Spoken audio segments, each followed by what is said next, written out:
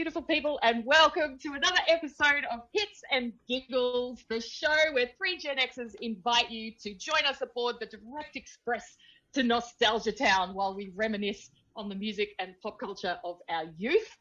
And today, we are counting down the best movie soundtracks of all time, as voted by you, our gorgeous audience. And mercifully, it don't take money, it don't take fame, and you don't need no credit card to ride this train. We're going to get there fast, and then we'll take it slow. So joining us in the driver's seats today, we have Daryl, gonna be a man in motion. All I need is a pair of wheels, Munson. Peter, gonna take you right into the danger zone, Lufellas. All the way. And I'm Jules, take your passion and make it happen, Sutherland. So, the top 10 movie soundtracks of all time, whatever will they be? We see you tremble with anticipation. But before we go there, let's have a little bit of a chat about those that didn't quite make the list, because there are so many awesome movie soundtracks through time. So to kick us off with honourable mentions, Pete, what do you got? Yeah, other than an awesome cat. Two movies that bring together three of my favourite things: comic book superheroes or Marvel superheroes, science fiction, and 70s cheesy rock, and Guardians of the Galaxy. Oh, yeah. My God, what a brilliant soundtrack. 2 volumes soundtrack. I mean, Bowie, I can't remember what his name is. Soul singer, amazing. Anyway. There are a number of those. James Brown. But anyway, ELO, and all these one-hit, 10cc. But it was cool in that movie how they made a point out of that soundtrack because he was carrying that tape around, sort of thing. That's it. Yeah. That's it. And that was brilliant. And that's his only link to Earth. And then, of course, in the movie, he's making all these amazing references, like, there was a mythical hero on Earth, Kevin Bacon, who saved the world through dads. And there's amazing pop cultural references. It's so good. It's so well written. And the soundtrack is next level. And, Xanadu did come up too, which is a personal favourite as an ELO fan, as a Jeff Lynne fan. I think we've talked about it before. The movie was shite, but an amazing soundtrack.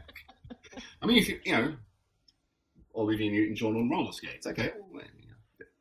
So yeah. What's not to love? But also, I don't know if anyone else mentioned this. I certainly mentioned it's like Goonies. I have a really strong, vivid memory of the Goonies soundtrack. And this was at the time in the 80s when movie soundtracks were had artists that basically no one knew of, or at least in Australia we didn't know of.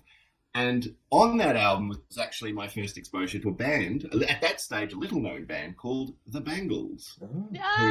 Amazing track, which I loved. And then a couple of years later, they turn up, and I remember hearing Manic Monday going, wow, that sounds like that band from the Goonies soundtrack. And sure enough, it was. So yeah, I don't know the soundtrack at all, but of course R.E.O. Speedwagon and Cyndi Lauper did Cyndi that. Lauper, Goonies are good enough. Oh, yeah. And that was the thing. So, yeah. And Flash Gordon, I don't know if that came up or not. That was a weird one. The Flash Gordon, that Queen did. It was a Queen one again, was it? Yeah, and Flash, but then the rest of the soundtrack, and it was bought for me when I was like grade 3, whatever, however old I was. And we went to the movies, and they had at the Forum, when the Forum was a cinema, and they had the soundtrack available. It was like, oh, cool merch, awesome. And it was a weird soundtrack because it's Queen's music, but there's also this dialogue from the film. So it was sort of weird. My first introduction to a soundtrack was like, oh, is this what soundtracks are? It's just like an audio version of the movie, bits of it with some music. But of course, I had gotten better. It was a weird soundtrack because it did mix a lot of the audio things in. Yeah. I actually, now you remind me of it, I do listen to it a little bit. It's great. Yeah, and the Flash's theme, rocking, and love it. It's just brilliant. But yeah, I mean, soundtracks have definitely come a long way since then. Jules, what about your honourable mentions? Okay, so there's 2 in particular for me. One is the Into the Wild soundtrack that Emma reminded us of, and Alex and a few others as well. It's so magical. So I love me a bit of Pearl Jam, but I also really love me a bit of solo acoustic Eddie Vedder. Amazing. And that song Society, that was on that one, wasn't Society is on that. Yeah, Society. The song Long Nights as well is kind of basically Eddie Vedder's encapsulation of the learnings of From a Long Night of the Soul. It's one of the most beautiful, simple songs I've ever heard, and I listen to it on high rotation, whether or not I'm having a long night of the soul. And so, yeah, the whole thing, just a masterpiece by Eddie Vedder. Absolutely love it. So, yeah, that definitely rates high in the honourable mentions. Other one that didn't actually get any votes at all, apart from me, was the Romeo and Juliet soundtrack from the Baz Luhrmann 1996 Romeo and Juliet movie. It's still to this day not just one of my favourite soundtracks, but one of my favourite albums all up. It's incredible, and it's you know, in the way that soundtracks can, and especially a soundtrack to a movie that's so stylistically diverse and eclectic as that Romeo and Juliet. So it's got Garbage again, I Would Die for You, the amazing song, that Everybody's Free, the Quindon Tarver, that incredible gospel version of that, Loveful by the Cardigans.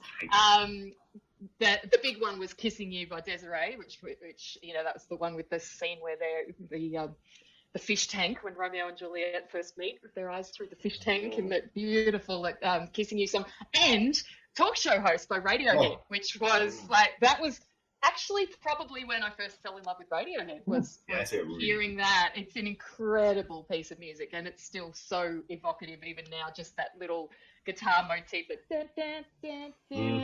just, you know, takes me to all sorts of places, just a few little notes on the guitar like that. So yeah, Romeo and Juliet soundtrack, definitely worth an honourable mention. What about the other Baz Luhrmann one, the Moulin Rouge? Oh, Moulin Rouge, incredible.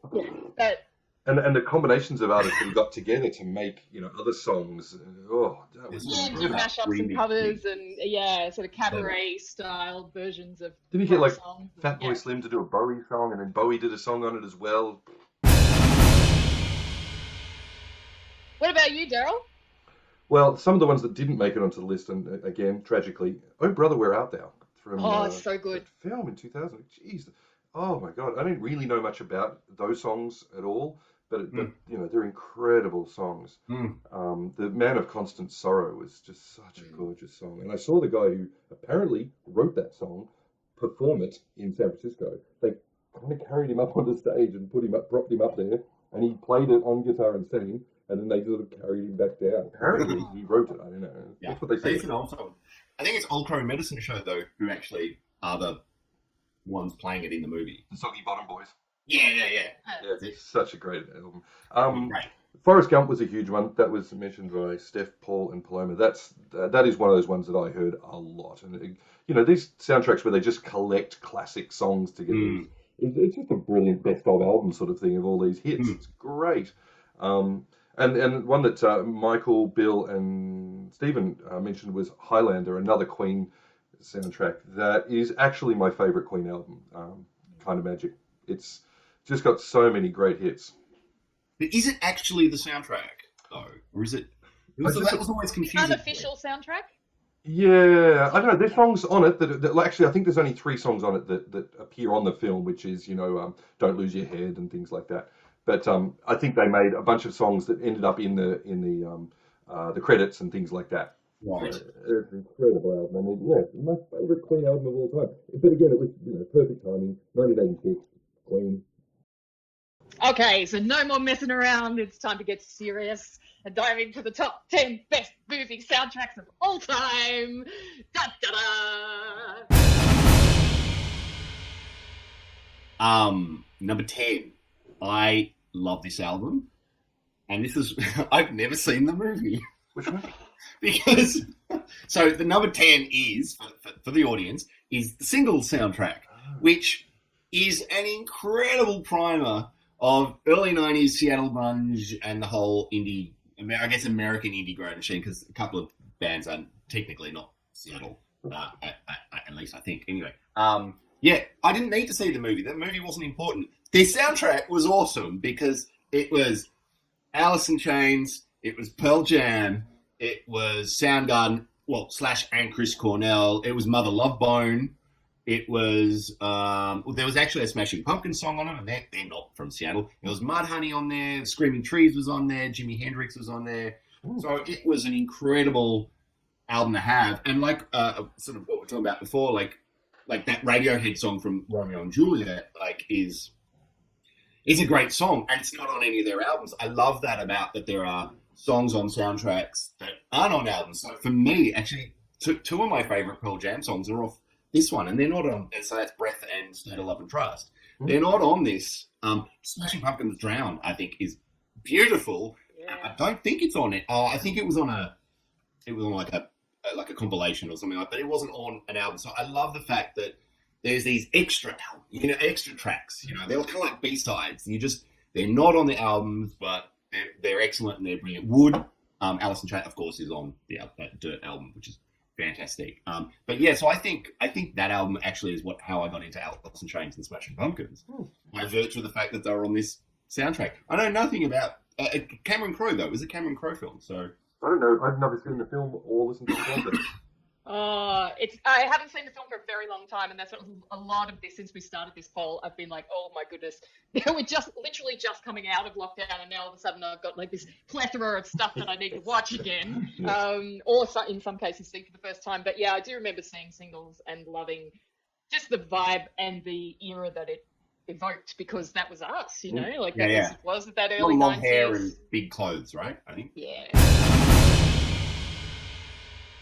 And coming in at number 9, much to my delight, is Cabaret, the soundtrack to Cabaret from the musical Cabaret, and the movie, the 1972 film starring Liza Minnelli and Joel Grey, that was directed and choreographed by Bob Fosse, who is an idol of mine. So my music theatre nerd is so excited that this ended up in the top 10. Ralph, Ange, Amy, and a number of others who put their hand up for Cabaret. Thank you. It's incredible. So I'm guessing you guys have ever seen Cabaret? No. Okay. You could be forgiven if all that you know of that is life is a cabaret, I'll jump. Right. You could be forgiven for thinking that it's some froth and bubble. I thought it was an ad for chocolates. Long-time watchers of Hits and Giggles, and anybody that knows me personally knows I actually can't stand froth and bubble musicals. Cabaret is not that. It's dark. It's deep. It's set in Nazi Germany, in a seedy underground nightclub where people could go and be themselves. So it's like, while all of the horror of the Holocaust is going on above the streets, under this nightclub in Berlin, you've got where people can express themselves in different race, interracial love affairs, you've got different religions, you've got people of different sexualities. It's this beautiful hedonistic, the MC, who's the character that Joel Grey plays in the movie, he says at the beginning, he's just like, in here life is beautiful, it's like leave your troubles outside, and it's this wonderful dark exploration of the human condition and where it met expression in that time, and it's a beautiful love story and everything else. So yeah, life is a cabaret, old chum, and I love a cabaret. All right, coming in at number 8, Reservoir Dogs soundtrack from the 1992 film Quentin Tarantino. I love Quentin Tarantino films, and I love this soundtrack. It has been probably the most listened to soundtrack that I've ever listened to in my life. And it's kooky and weird, and most of the people on it I've never ever heard of before. But weird, crazy songs. That's an amazing thing about Tarantino, where he combines these just completely, almost seem very dissonant sort of songs to what they're actually seeing in the visuals. And you combine those things together, and it just it makes sense in the end.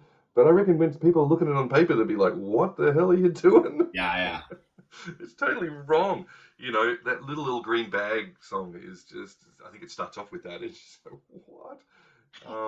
This is a gangster murder sort of film with just some nasty, nasty scenes. And then, like, the dude, I think it's stuck in the middle with you when he's doing the torture scene. Torture, yes. And he's dancing around to it. And I can't even watch that scene. I can listen to the soundtrack. And, Harry Nilsson's put the lime in the coconut. Oh, that is just genius. It's a glorious song, that one. Tarantino is just bonkers. But a genius at being bonkers.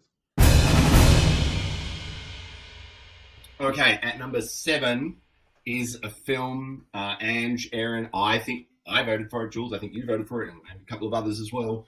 I think this movie totally, you guys are going to laugh, this is the major influence on my life is the movie Dazed and Confused. I don't know what you mean. Man, when I saw that film in like at the old Valhalla there at the cinema, it was like, oh my god. But also, I mean, other than it's, you know, basically a lot of people getting stoned, which, you know, hang on, I'm not that guy. But I'm not really not. But also it's that coming of age sort of, I don't want to do what everyone wants me to do with my life there. You know, it was that, it was really nice. I don't know, I would have been 20, 21 at the time. And it is set in 73 or 72, early 70s, whatever. And I really resonated with that of like, you know what, people are going to have expectations of what they want you to do, but you follow your heart, you know. Yeah. And you always have that voice in your head going, all right, all right, all right. Yeah. Matthew McConaughey. But the soundtrack, oh my God, it was an epiphany to me, which I was always kind of into the 70s rock thing, but I got introduced to, I guess, more of what, you know, we forget that in the States in the 70s, I mean, there was East Coast and there was West Coast, but there was also, I mean, every state had their own radio stations, cities had their own radio stations where DJs were just playing whatever and local stuff. So there's a whole raft of bands and 70s rock acts from like the Midwest, you know, Detroit and, you know, everywhere. Like, Kansas, really rocking, man. Like, I mean, Alice Cooper. I fell in love with early Alice Cooper at that point, going, oh my God, you know, School's Out is on the soundtrack, but all of that. I discovered Rick Derringer. I discovered Ted Nugent. I discovered War. I discovered Peter Frampton. I discovered Foghat. Oh my God. And these really, I mean, they're cheesy, but they're rock and roll and they're boogie. I mean, ZZ Top, we've got a couple of Tush. I love that song. Tush is just brilliant. Foghat? Who the hell's Foghat? Oh my God, Foghat. So Foghat actually are British. They were three of the members from Savoy Brown, which were like an English blues, acid blues, rock kind of. They were part of that English scene alongside with, you know, Cream and all those guys. Three of the members went, left Savoy Brown. They kept going. Savoy Brown kept going, doing more bluesy stuff. And they kind of moved to America and got this really cool, I don't know, it's not really a West Coast sound. It's very much a Midwest sound. Boogie. Can I play something? Yeah, please. All right.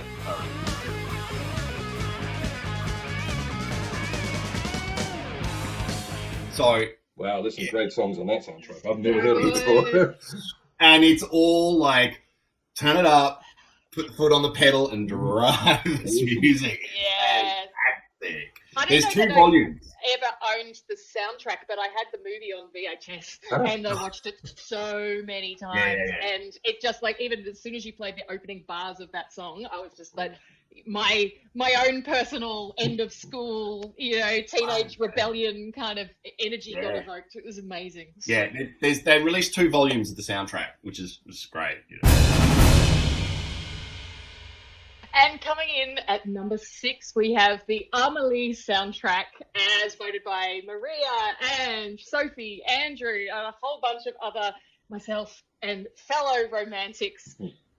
Because it doesn't get any more gorgeous and romantic than this movie and this soundtrack. So I was just reflecting on the movie of Amelie. Have you guys both seen it? Yeah, that's it's Stunning. You know, as we were talking about in a different episode of What's Rockin', when we were talking about Ted Lasso and how it's kind of like this sense of actually putting a character of kindness at the center of something and being able to create a story from there that's not just schmaltzy, cheesy fluff. And Amelie, I think, in a very different way, obviously, to Ted Lasso, but it's a similar kind of, you know, beautifully well-intentioned story, and the music is absolutely gorgeous. So the soundtrack was written by Jan Tiersen, and interestingly enough, because I was thinking about, this is, I think, the only one in our top 10 that's almost entirely an instrumental soundtrack. So, you know, a lot of the others that we've mentioned have got lots of songs on them, but the Amelie soundtrack, it's all about the way that the music is used to evoke mood and to carry things forward. And the thing with the instrumental music, it's funny because because it doesn't have any words to hang on to, it's like everybody knows how it affects them, but it's harder to, it's a bit harder to nail it down in terms of like, oh yes, I really like that track that goes, you know, whatever. It's like, if it's got words, it's much easier to sort of, you know, connect with and share it immediately. Whereas it's a bit more subconscious, the way that the instrumental music. And they're more of an experience. That's right. Yes. So you can't really isolate, like it is listening from beginning to end. It's an oral experience. Yes, it's kind of an immersion in the emotion of the music that often, obviously, that marries with the visual that you're watching in the film. It actually originally, the director Jean-Paul Jeunet wanted Michael Nyman, who wrote the music for the piano. He wanted him to do the soundtrack. But before they got in and hooked that up, one of the director's assistants on set was playing a CD of Jan Tiersen. And Jeunet went, "Who's that? What's that? I need that music." And he went to Jan Tiersen and both commissioned him to write a bunch of music for the soundtrack, which Jan Tiersen wrote 19 tracks in 2 weeks for the soundtrack of Amélie. And he also, Jan Tiersen said to Jeunet, the director, he said, "And you can, if you want, you can buy anything from my back catalogue." And he had already like several albums of music. And so a lot of the music that's in Amélie was actually not written specifically for it, but it was kind of handpicked by the director as going, "Oh, we need that." And so I love the fact that you know, that's just a beautiful kind of synchronistic way that this very, very iconic soundtrack has come into play. So again, that whole thing of curating and going, no, this is the soundtrack for this scene, you know, and it's matching. It's like, you know, matching the music, the sounds with the visual, like matching a good wine with the food or something. So I was very, very happy to be reminded of the Amélie soundtrack. Okay, everybody. So that's been numbers 10 to 6 of our countdown of the best movie soundtracks of all time. We are going to count down in our next episode the best movie soundtracks of all time. Part 2, we'll be counting down from number 5 to number 1. And so please join us next time. And in the meantime, tell us in the comments what you think about the ones that we've mentioned so far. Do you love them? Do you hate them? Is there something that should be there? What's your favorite song from any of the soundtracks that we've spoken about, and any memories that you have surrounding any of these albums? Please leave your comments down below, and, you know, let us know what you think. Like and subscribe to the YouTube channel, of course. Share it around with everyone, and also you can find us on Facebook, Hits and Giggles Facebook page, and the Hits and Gigglers group, and inevitably we will be putting together a Spotify playlist. So find us over on Spotify, and also on Instagram at, what's it called again, Daryl? Hits and Giggles Show. At Hits and Giggles Show. Yeah. Yes, awesome. So we will see you again very, very soon for more excellent movie soundtrack adventures. In the meantime, this has been Daryl. Don't you forget about me, Munton. Peter, I don't want to miss a thing. Luke Wallace. And I'm Jules. Everything I do it for you, Sutherland. We'll see you next time. More Hits and Giggles.